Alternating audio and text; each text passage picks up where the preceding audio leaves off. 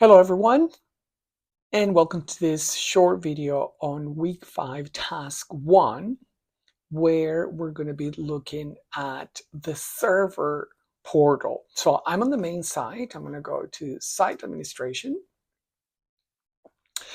And here we have basically the different tabs that we've been discussing and looking at in previous videos. We're going to look at the server tab today, and we're going to look at the different areas. I must confess that some of these are brand new for me, so I had to go and do a little bit of research to try and find out more, or at least the basics. I'm sure I will learn more about them as I start using Moodle as an administrator, but at this stage, this is what I have found out about each of these areas, and I hope that it is useful for you.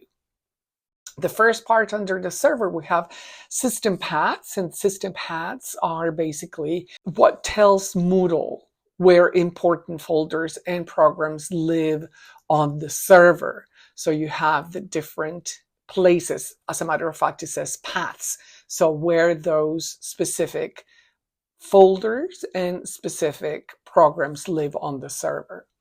If we go back, then we can look at support contact.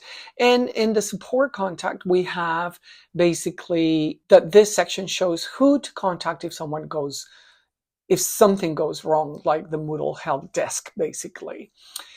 Then underneath it, we have the session handling, which manages how Moodle remembers who is logged in and for how long. So this is learning analytics that are important, especially if you're delivering a course that requires those learning analytics for the sponsor.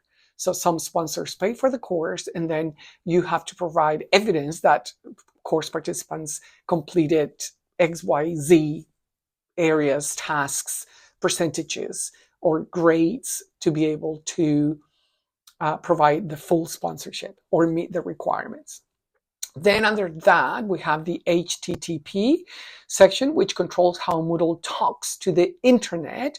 So how web pages are sent and received.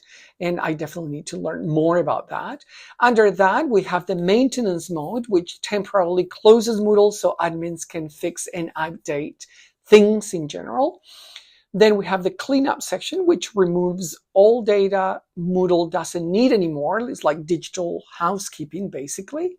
Then we have the environment, which is where checks are done to see if the server is powerful and up to date enough to run Moodle properly. If we have a quick look at the environment, then we have different types of information here with the different versions. So I think it is important that we keep it up to date as well. And it gives all very useful information. If we go back to the server tab, then we have PHP info. And basically, this is the technical details about the programming language Moodle uses for developers and admins. Another area I need to learn more about because it's only a superficial understanding of what this area can do. And as an admin, I would need a better understanding of that. Under performance, then we have the tools to help Moodle load faster and run more smoothly. Update notifications are the alerts that admins get when new Moodle updates are available. We've received some of those lately. Then under file types, we can control which kinds of files users can upload onto our Moodle. So that would be PDFs, images, videos, etc. And then auth to services lets users log in using accounts like Google or Microsoft. So adding authentication so that if someone wants to log in, they need to verify their email or use specific information. And that is very, very important for security reasons. But it's good to know that there are different ways to do it. If we scroll down and look at file reduction, the EXIF remover, basically this removes hidden data from images like location information from photos, and this is done to protect privacy. If we look very quickly at it, we click on it, we can see that by default it is on, and that's useful. And then we have where the path, so where the files or folders or programs are kept, and by default it is empty.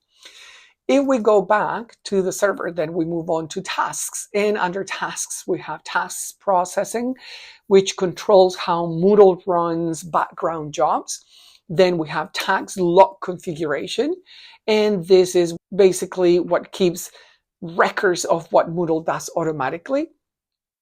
Then we move on down to task logs, which is basically the same thing as task log configuration and task logs. Here in the configuration, we basically configure how we want it to be, for how long we want it to be kept and where. And under task logs, then the logs for those tasks. And we can see here, for example, issue certificate tasks, type, so schedule, the starting time, duration, where it is, the database, the result, and the success. If we go back to the server, then we go down to schedule tasks. And this is basically the jobs Moodle runs regularly, like sending emails or cleaning files. So this is useful for an admin or teacher with admin rights if we are running our own courses, because then we can schedule tasks like sending specific emails at the beginning of the week or with assignments, and also cleaning files that are not necessary. If we look at that with the scheduled tasks, then we can see in this case that we have synchronized users task, we have synchronized system roles for LDAP, with the server. In this case, these are disabled. Cleanup task for recent activity block, so recent activity and the last run and when. Then we can see refresh RSS feeds task, also disabled, and then different types of tasks, which an admin person would need to look at in very much detail to ensure we understand fully how it works. Then we have ad hoc tasks, and these are one-off jobs that Moodle runs when needed. And then the task running now, which basically shows what Moodle is currently doing behind the scenes.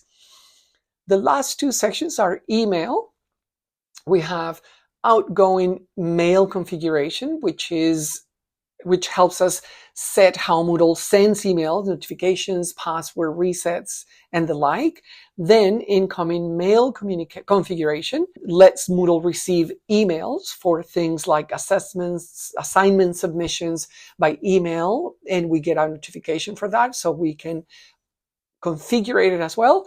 And we have the last section, which is message handlers, which controls how messages are delivered, whether it is an email, whether it is a pop-up. The last section is web services, and under overview, it provides a summary of how Moodle connects to other systems. API documentation allows us to see instructions for developers who connect apps or tools to Moodle, and I think this would be important for us when we look at the extensions that we want to add to the Moodle to make sure that they work and that the two communicate. Then we have external services, which basically manages which outside tools can talk to the Moodle. Then we have the manage protocol section, which controls how data is exchanged. And then we have the manage tokens, which contains secure keys that allow apps to access Moodle safely. This is a very quick overview and only touching on a very brief and specific idea of what that section covers. I hope this has been useful. It's definitely going to be useful for me when I revisit it as I start learning more and more about these specific areas in detail. Thank you, and see you in the next video.